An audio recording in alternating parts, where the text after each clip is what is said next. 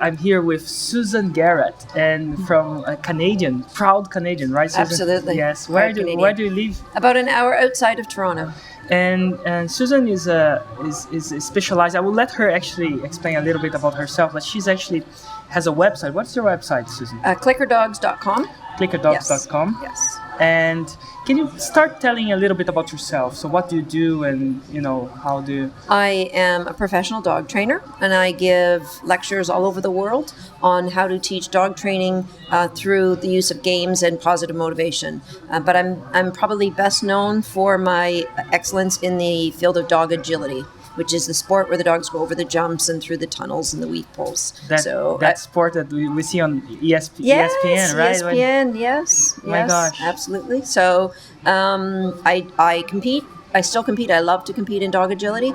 And maybe 3 or 4 years ago, I started moving some of my classes to online because I have students all over the world, and I was getting tired of trying to travel all over, and really they weren't keeping up because I could only see them once a year or once every 2 years. So online learning was just the answer for my students. So basically, if I understood right, you were a successful dog agility competitor. Yes. Would you tell a little bit about what kind of prizes you won and what competitions and stuff? Well, I don't keep track, but I've won You haven't stopped keeping track. More than 25 national championships in the United States and in Canada. So national, number uno. Yes. Number one in the United States, Right. number one in multiple times. Many times. And then I've won gold medals at the World Championships and have been all around world champion.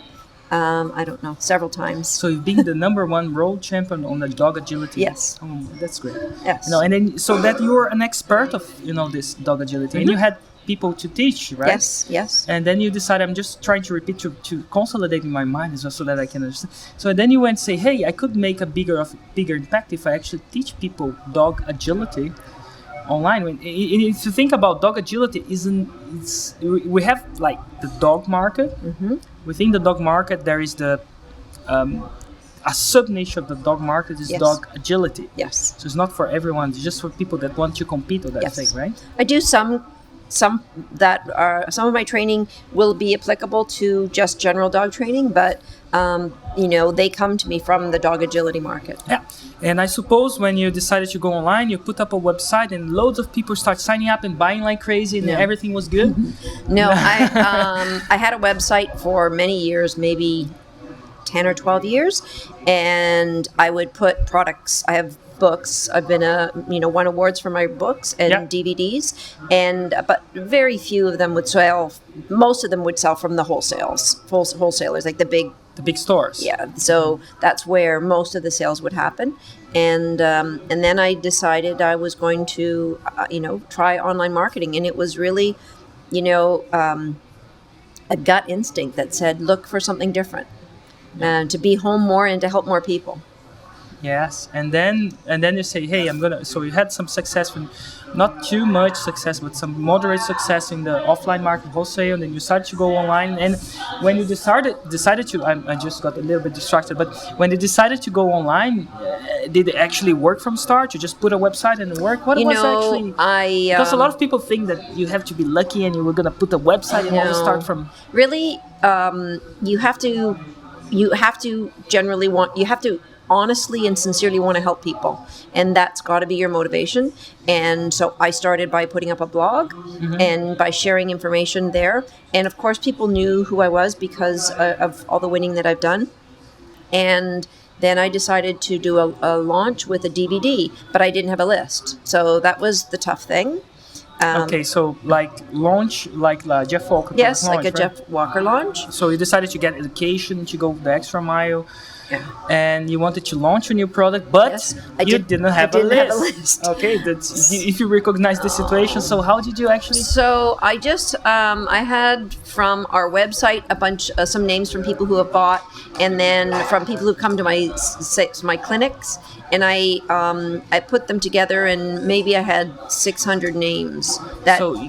Trying to get all contacts together, and there was probably 3,000 names, but when you put them into the mail provider, some A lot of just people didn't work. Yeah, okay, exactly. So because they weren't signing up the traditional way by opting in, I was just trying to transfer them, right? So Yeah, I ended up with about 600 or 700. Yeah, that's I mean, all. we talk about a lot about opt-ins, right? So like when people sign up and give their permission, which is actually what I teach. That's perfect. That's the best way to get a lead. But nothing is perfect, and you start with your 600, and then how the hell? And so I started, and I launched my first product, and my goal was, because I bought product launch formula, my goal was to pay for that so that I would have my education for free. That was my goal. How much did you pay for product launch formula at the time? I think maybe around $2,000. $2,000, that should be it, yeah. And so that first product it was just an ebook. Yeah. And I had it for sale for... Would you remember what the ebook would teach? It was teaching a skill in dog agility. Teaching one particular... One small skill in dog agility. Which was? It was the weaving. The polling Yes. thing? So like how to make the dog Yes. do the... And the reason why I picked that was because I was having a DVD coming out a month later. So I wanted them to warm them up with an ebook and then go to... Now I have the DVD. Better and more expensive Right. problem. So the ebook, I think... Yeah. was either $9.99 or $14.99. I can't rember. It wasn't very much money. It was cheap, and then the DVD that came out later was I think $65. $65, so also not that expensive, right? Right. How did that go? The ebook. So my goal was $2,000, but then I bought. I had to buy the email provider. There were some other things. So it was maybe $3,200 I wanted, and I think we were $3,200. So it's more than what you paid for your course, right? Well, because I had to. That was what my goal was, because I had bought all these other things to help with my internet marketing. Yeah. And then in the 7 days, the ebook, we sold $25,000. Wow. So now we're talking business. Now I said, this works. Now this you really say, works. I'm a believer. I'm a believer. I'm a believer. I know that moment when I got my I'm a believer thing, that marketing really works. To me, Erico, it was like I was walking down this hallway every day of my life, and I could hear this noise from a room inside, and until I opened the door to look, and there's this big party called online marketing that I was missing out on because I didn't think to go inside. Man, wow. I can imagine that. It was a little bit like that for me as well. It was a big transformational aha moment, right? Absolutely. Or if you wanna, But and then how did you grow your business? I mean, the mistake I made then was I went out and I bought everybody's products about online marketing, and I didn't realize in the world of online marketing, there's this much information. Yes. And to be a success, you maybe need this much of it. Yeah. Because we don't all need to know about all of it. Exactly. So, if you need to know and do. Yeah. So just take a small manageable bite out of it and do what you've bitten. Yeah. Right? And so for the year after, when I bought all these products and I ran around like a chicken with my head cut off and I spent a lot of money and I didn't launch a single product. So that's not true. I did one for charity.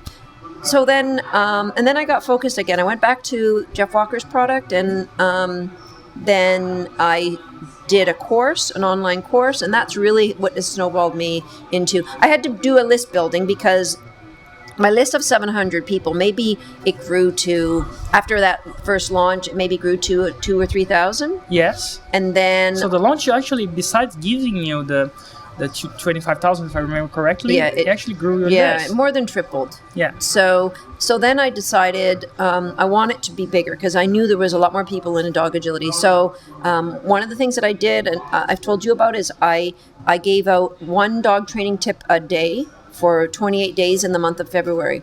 And so I tell my list, and then they would say, oh, you've got to get on this list. And I think we went almost to 10,000 with that 1 month. 10,000 subscribers from 3,000. 2,000 or 3,000. Yeah. Amazing, with that one tip a day. Yeah. So is that your tip for them to build a list? Or how would you know what? And for them which have small lists or moderate lists, what would you tell them? The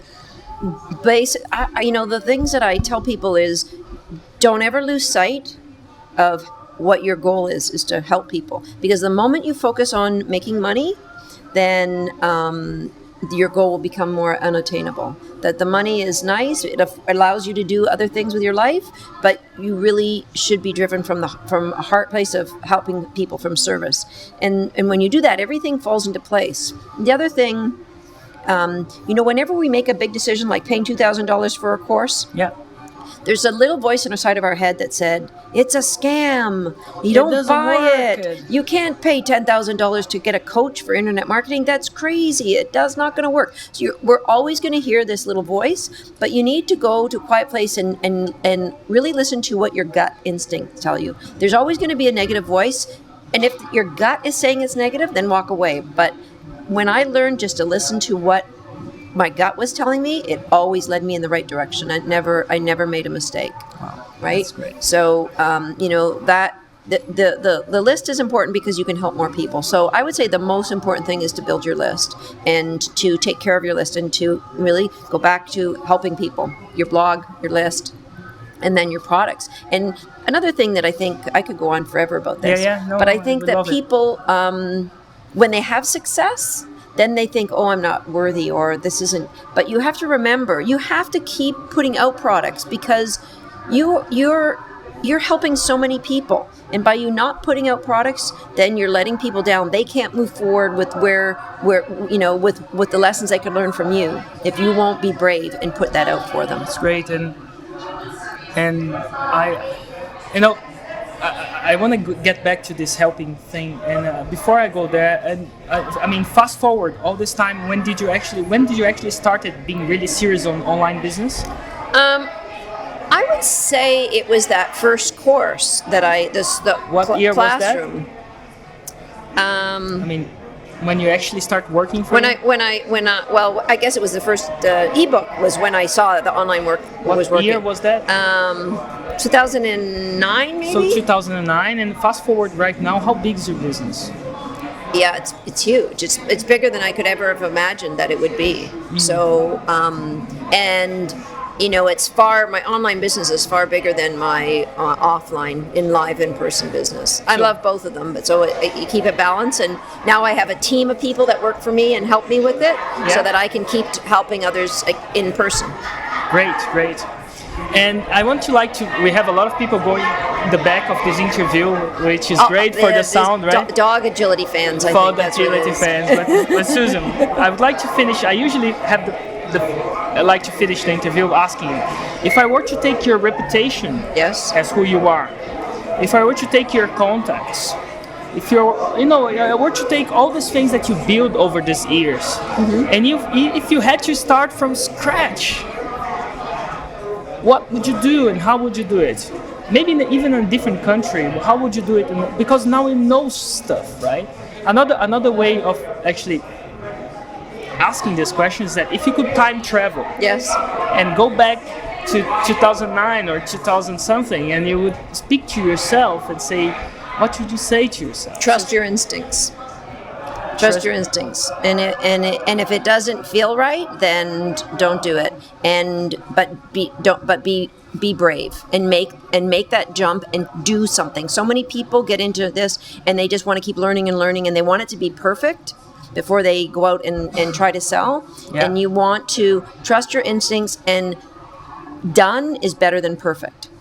Done is better than perfect. So just get something roughly right and put it out there. And the nice thing about digital online products is that they can change. Yeah. So put it out there and you're going to learn. Either you're going to have a great success and have a lot of fans who say, I love this, or you're going to have challenges and then you can rework it. But you have nothing to rework if you won't be brave and try it. So just go out and do it. And thank you very much. Every time I write a blog post, I put a quote from all sorts of intelligent people like Albert Einstein and Steve Jobs and stuff. And I'm gonna, I just got one quote which I'm gonna put in one of my future blogs. Guys, if you're listening to this now, you know where it goes. Where did I get from? Done is better than perfect. Susan Garrett. Perfect. Yeah, thank you, Susan. It's a pleasure. Oh, be able it's to always my pleasure. This man is unbelievable. I wish he lived in Canada. He is such a great resource, and what he's doing for the Brazilian market is just unreal. And